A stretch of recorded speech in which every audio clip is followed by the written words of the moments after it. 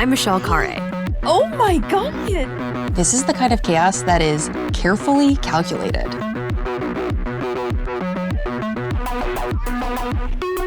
This is what it takes to build a Nissan. A lot of people see a vehicle after it's been crashed and they say, oh, look at the front end, it's destroyed. I can't believe people survived that. But that's all part of the plan. The scope of our work here in this building is full vehicle level crash testing, pedestrian protection for the outside of the vehicle, as well as protection for the occupants inside the vehicle.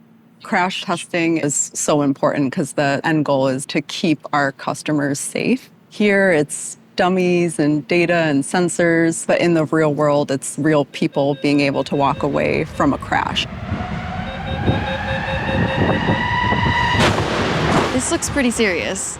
It does, but this is all intentional. This is all meant to happen. The goal is to absorb the most amount of energy that we can in the front of the vehicle so that that energy is not translated to the occupants. The crash was insane to witness in person. This is a good result. It's part of our criteria to measure how everything deformed. Did it move the way that we planned it to? Did the metal crumple? Did parts break the way we intended to and the way that it was all planned out? We'll 3D scan and measure every part, compare it to past results, compare it to the computer simulation that we've done in the past. We're going to great lengths to figure out all these details, plan it out, and finally confirm everything worked as intended. And it all culminates in a vehicle that we feel proud of and our customers know that they're safe in. That is some serious engineering. Thousands of hours that go into all the detail of every single part that has to do its job in just 300 milliseconds. Tomorrow, that could be a real dad driving his kid to soccer practice in a head-on collision. And so knowing that the decisions that we're making here today are going to affect someone out in the real world, that's fulfilling for me. Elizabeth, where are we headed next? You just saw the dummies in live action crash.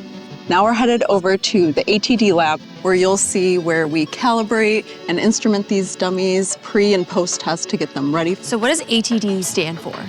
Anthropomorphic test device. Meaning human-like. Correct. These dummies are so biofidelic, they replicate how a human body would react in an actual crash test. This is where all the ATD magic happens.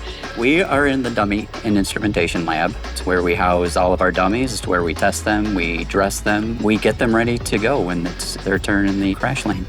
Kind of what's inside, you can see here's the pressure sensors. It's just kind of little bags of pressure. If you look down inside the ribs, there's all the instrumentation, different points that we're measuring, head acceleration, neck load, chest deflection. So it's a super high data input device. This one is over 150 channels. In the prior crash tests I've seen before, to the naked human eye, it's like a mannequin. This is a $1 million mannequin. Right. And it'll move just like a human. I mean, you can see the way this one moves is got the shoulder joints that are advanced. Instead of just measuring data at specific points, this one actually moves closer to a human body. So that gives a lot more opportunity for getting multiple points of data. We use all of that data together to make a big picture of what's happening.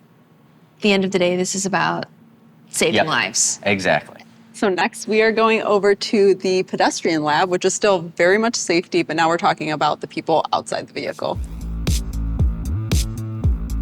So this is a static test lab. We can influence the design in ways that allow the pedestrian to walk away from the crash with minimal injury. What we're getting set up to do here on this Pathfinder is to run a lower leg impact test. The leg form itself has a bunch of sensors, replicates lower leg of a human. We put it on this fixture here and launch it at the front bumper structure of the vehicle at about 25 miles an hour. What is this supposed to simulate in a real life situation? The dummy is launched as if pedestrians being hit kind of broadside, side on the knee. And that's the most common collision scenario between a vehicle and a pedestrian, if you can imagine. After the test, download the data from the leg, check what breaks, what doesn't break, analyze the data to see what level of injury was sustained.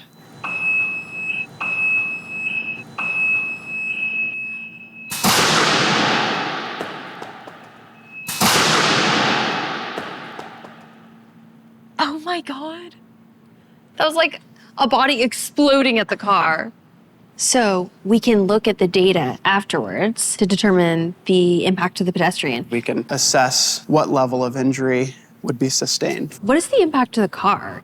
That's the other piece of the puzzle. There's specially designed energy absorbing structures in the front bumper, and the goal is to control the way that the leg intrudes into the bumper structure at the bottom, the center, and the top. We do a lot of development before we actually launching impactors, collecting injury data, making sure there's ways we can mitigate risk for the pedestrian. Where does this test fall in the overall broad spectrum of testing at Nissan? We're just one corner of even just this single lab. Even just within safety testing, when you're designing these vehicles, they go through a series of tests, and we're just a piece of that puzzle. A lot goes into checking these designs that are being developed and making sure that they're safe to put out there on the road. Conducting these tests here and being able to control the environment and put these vehicles through the worst in this building maybe means that someone doesn't have to go through that out in the real world. The work that y'all are doing here is going to help so many people be able to walk away from these unexpected events. And it's really, really amazing to see all of the hard work and attention to detail you and your teams are putting in for this. Thank you so much for having me today, Elizabeth. This was such a cool day. I can't believe everything we saw. I'm so glad we could show you a little bit of what we do here.